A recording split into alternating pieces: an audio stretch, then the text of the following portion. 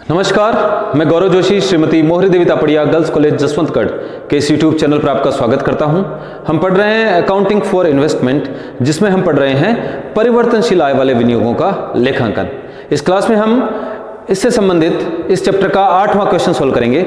Doctor Godara ने SVM limited के 5000 equity अंश अंकित मूल्य 10 रुपये 120 रुपये प्रति अंश की दर से 1 जून 2018 को खरीदे।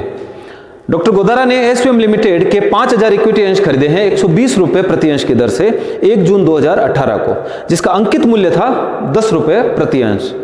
दलाली सौदा मूल्य का 2%, तो 2% दलाली चुकाई जाती है। प्रतिभूति लेन देन कर सिक्योरिटीज ट्रांजैक्शन टैक्स है 0.10% देय है।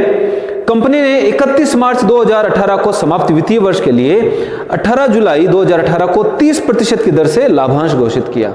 तो कंपनी ने पिछले वर्ष के लिए, जिस वर्ष गोदारा ने अंश खरीदे हैं उससे पिछले वर्ष के लिए लाभांश घोषित किया है। जो वर्ष 31 मार्च 2018 को समाप्त हुआ है उसके लिए 30% की दर से अंशों पर लाभांश घोषित किया है। अंशों के अंकित मूल्य का 30% लाभांश घोषित किया है, जिसे 19 अगस्त 2018 को प्राप्त किया।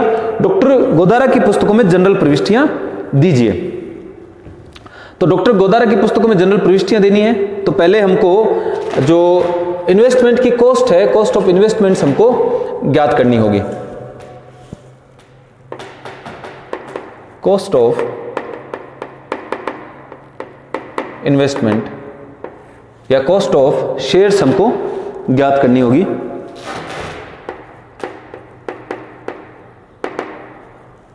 परचेजिंग कॉस्ट 5000 शेयर खरीदे हैं 120 रुपया प्रति शेयर के हिसाब से, तो 6 लाख रुपए जो है परचेजिंग कॉस्ट है। जब ये शेयर्स परचेज किए तो परचेज करने पर दलाली चुकाई है, ब्रोकरेज चुकाया है 2% की दर से 6 लाख रुपए पर।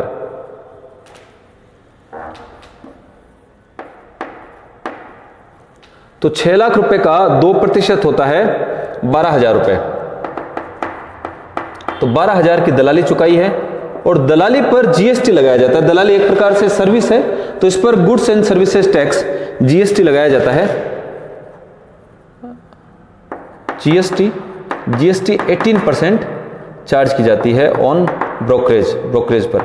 तो 12,000 का 18% जो है दलाली के रूप में, जीएसटी के रूप में दलाली पर चार्ज किया जाता है। तो 12,000 का 18% है 2,160 रुपए। तो कुल मिलाकर दलाली के 12,000 दलाली का और 2,160 जीएसटी के 14,160 रुपए ब्रोकरेज के चुकाए। और सिक्योरिटीज ट्रांजैक्शन टैक्स एसटीटी चुकाया है @0.10%। सिक्योरिटीज ट्रांजैक्शन टैक्स प्रतिभूति लेन देन कर प्रत्येक व्यवहार पर कम से कम 100 रुपए लगाया जाता है। अगर 100 रुपए से कम प्रतिभूति सिक्योरिटीज ट्रांजैक्शन टैक्स हो, तो अगर जो ट्रांजैक्शन वैल्यू का 0.10% अगर 100 रुपए से कम हो, तो कम से कम 100 रुपए जो है एसटीटी सिक्योरिटीज ट्रांजैक्शन टैक्स वसूल किया जाता है। तो सिक्योरिटीज ट्रांजैक्शन टैक्स है @0.10%।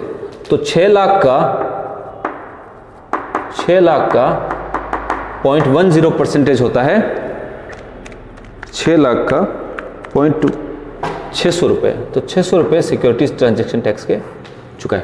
तो इन्वेस्टमेंट की कॉस्ट आएगी 600 रुपए एसटीटी के, 14,160 रुपए दलाली के और 6 लाख रुपए,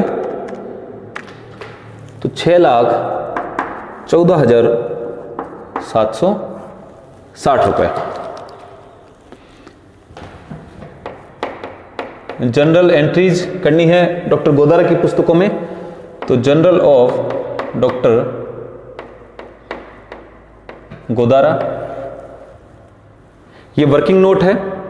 वर्किंग नोट के रूप में हम दिखाएंगे कि किस प्रकार से कॉस्ट ऑफ इन्वेस्टमेंट हमने कैलकुलेट की। डेट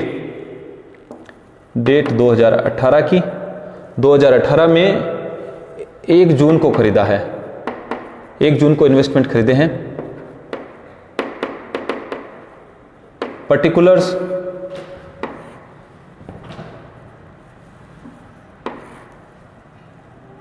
अमाउंट, डेबिट और क्रेडिट के अमाउंट के कॉलम। 1 जून को इन्वेस्टमेंट खरीदे हैं तो इन्वेस्टमेंट्स डेबिट हो जाएगा, investments in shares of SVM limited account debit 6,14,760 रुपये लागत आई है टू बैंक अकाउंट। तो इन्वेस्टमेंट के खाते को डेबिट किया जाएगा और बैंक को क्रेडिट किया जाएगा 6,14,760 रुपये से। नरेशन होगा being 5,000 shares of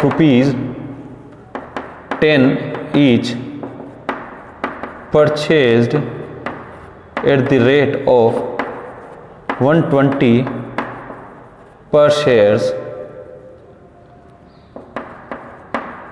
including brokerage and STT। दूसरी एंट्री होगी 19 अगस्त के दिन।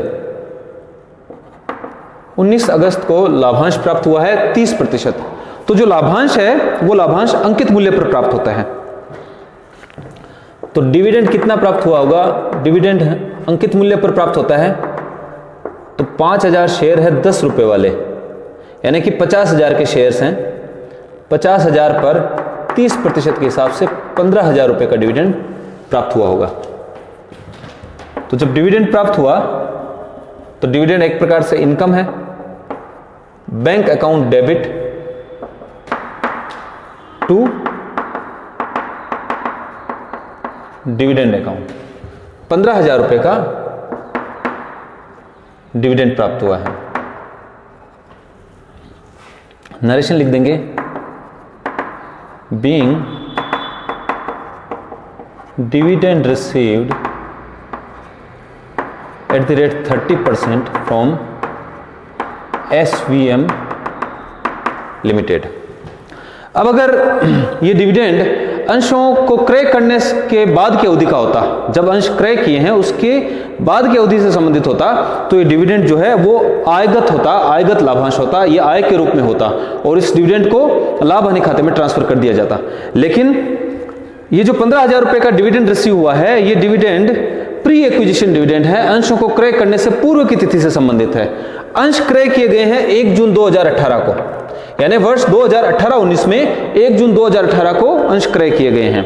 और जो डिविडेंड प्राप्त हुआ है वो इससे पूर्व की अवधि का है। इससे पूर्व समाप्त होने वाला वर्ष 31 मार्च 2018 को समाप्त होने वाले वर्ष के संबंध में ये डिविडेंड प्राप्त हुआ है डॉक्टर गोदारा को। तो ये डिविडेंड जो है ये पूंजीगत लाभांश है, प्री एक्विजिशन डिविडेंड है, तो इसको लाभ हानि खाते में ट्रांसफर नहीं किया जाएगा, बल्कि इस डिविडेंड से अंशों की लागत को कम किया जाएगा, इसको इन्वेस्टमेंट अकाउंट में ट्रांसफर किया जाएगा। तो 19 अगस्त के दिन जो डिविडेंड है,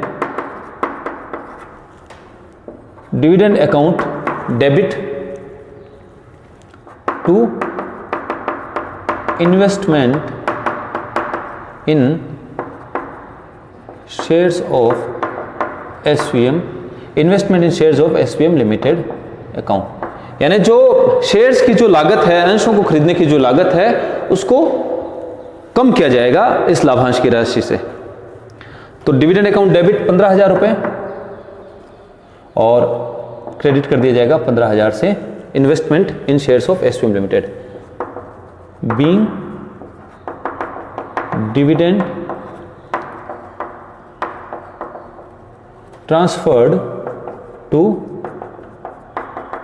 इन्वेस्टमेंट अकाउंट, ना कि इसको लाभ हानि खाते में ट्रांसफर किया जाएगा, क्योंकि ये पूंजीगत लाभांश है, प्री एक्विजिशन डिविडेंड है। Being dividend transfer to investment account due to pre acquisition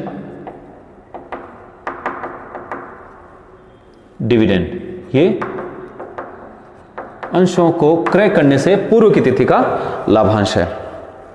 इसका प्रभाव ये होगा कि जो अंशों की लागत है वो कम हो जाएगी। 6,14,760 रुपए के अंशों को खरीदने की लागत है 6,14,760 रुपए, जिसमें से 15,000 रुपए जो है प्री एक्विजिशन डिविडेंड, जो अंशों को क्रय करने से पूर्व की तिथि का लाभांश, पूंजीगत लाभांश घटा दिया जाएगा।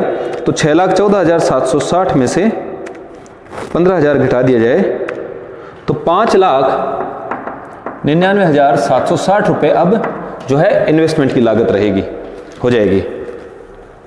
हो सकता है कि बुक में है कुछ आंसर अलग आ रहा हो, क्योंकि उसका कारण यह है कि पहले सर्विस टैक्स लगाया जाता था, तो अब यहां पर जीएसटी लगाया जा रहा है 18%। इस वजह से जो है थोड़ा सा यहां पर डिफरेंस आ सकता है। तो आज के लिए इतना ही। मैं आशा करता हूं कि आज की क्लास में हमने जो क्वेश्चन सोल्व किया है आपको अच्छे से समझ में आया होगा। इस वीडियो को लाइक कीजिए, शेयर कीजिए, हमारे यूट्यूब चैनल को सब्सक्राइब कीजिए। धन्यवाद।